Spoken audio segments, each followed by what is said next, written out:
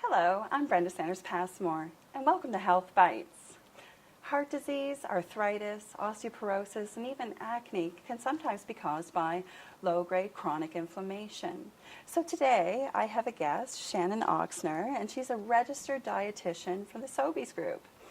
And she's here to tell us today how we can adjust our diets to help decrease inflammation in our bodies. Hi, Shannon. Welcome to the show. Thanks for having me. So, as far as altering our diets, what are some foods maybe that we should perhaps eat less of or probably avoid, I guess, if we're trying to reduce inflammation? Absolutely. So there are certainly some foods that can reduce the symptoms of the pain that comes with inflammation. So some of those foods that we recommend, not just for people with inflammation, but people in general, is limiting their saturated and trans fat amounts. So those are found in foods, saturated fats are found in animal products.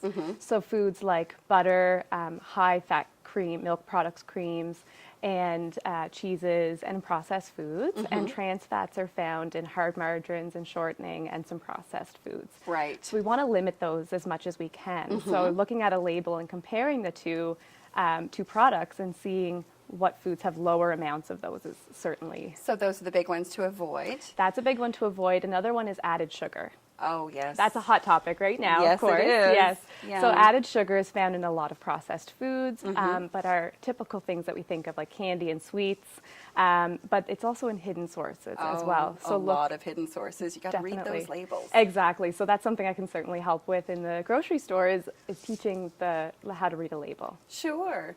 So what foods can we eat that would help reduce the inflammation?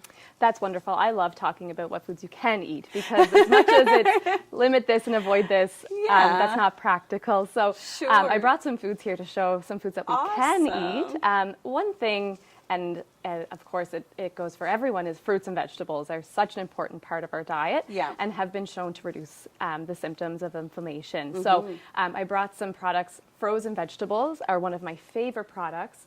They are chopped and ready to go. They're washed, chopped, and ready to go. You just throw them in the pan, and they're just as nutritious as fresh. But of course, fresh fruits and vegetables, and even canned fruits and vegetables can be very healthy. If there's some sodium in the vegetables, just drain and rinse it, but you can find a lot of products that have no salt added these days. Yes, you can. Oh, yeah, those are readily available. Yeah.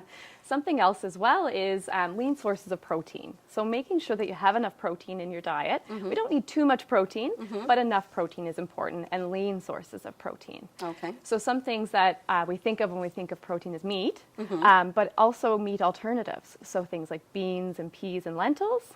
I brought some canned and some dried varieties here. You can get them frozen as well. So those are really high sources of protein.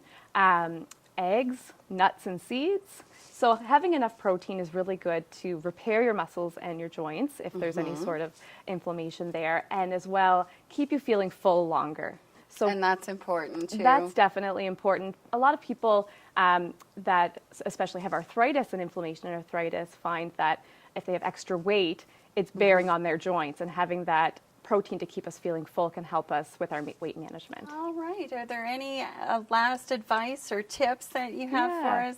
We have some healthy fats. That's something that's very popular as well, and omega-3 fats especially with inflammation. So the best source in our diets is from fatty fish. So things like salmon, sardines, Arctic char. But if you don't like fish, there's other ways.